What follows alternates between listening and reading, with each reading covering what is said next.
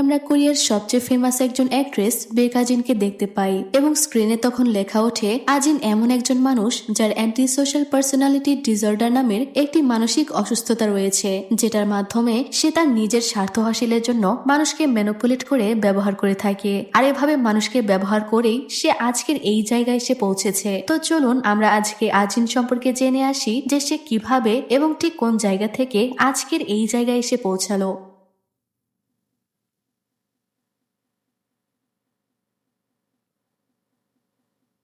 তো ঘটনার শুরু হয় তার ছোটবেলা দেখিয়ে। আমরা ছোট্ট আজিনকে দেখতে পাই এবং সে তার মুখে ওষুধ লাগাচ্ছিল, কারণ তার মা তাকে প্রচন্ড মারধর করেছে মদ এনে দেওয়ার জন্য। তার মা মাতাল হয়ে প্রায় তাকে শারীরিকভাবে নির্যাতন করত, এমনকি আজিনকে দিয়ে মদের দোকানে মদ চুরি করতে পাঠাতো। আর এইসব অত্যাচারের কারণেই সে ধীরে ধীরে মানসিকভাবে অসুস্থ হয়ে গেছে। তো রাতে তার বাবা বাড়ি ফিরলে সে তার বাবাকে বলে, বাবা তুমি কি আমাকে মারা থেকে মাকে আটকাতে পারো? সে আমাকে অনেক মারধর করে, কারণ তুমি কোনো কাজই করো না। তার বাবা মিস্টার বেক তখন তার মায়ের পা ধরে টেনে নিয়ে যায় আর বলে, তোমার মাকে আমি অনেকবার ডিভোর্সের কথা বলেছি, কিন্তু সে কিছুতেই রাজি না। এই বলে সে তার স্ত্রীকে বাইরে নিয়ে সিঁড়ির ওপর থেকে ফেলে দেয়। আজিন বাইরে বেরিয়ে এটা দেখে, কিন্তু সে কোনো রিয়াক্টই করে না। সাধারণত ছোট বাচ্চা তার মায়ের এই অবস্থা দেখলে কান্না শুরু করে দেওয়ার কথা। তার বাবা বলে, তোমার মা মাতাল হয়ে সিঁড়ি থেকে পড়ে গিয়েছে, আমি জানি তুমিও তার উপরে অনেক বিরক্ত। আমি তোমাকে নতুন মা এনে দিব যে অনেক বেশি ধনী।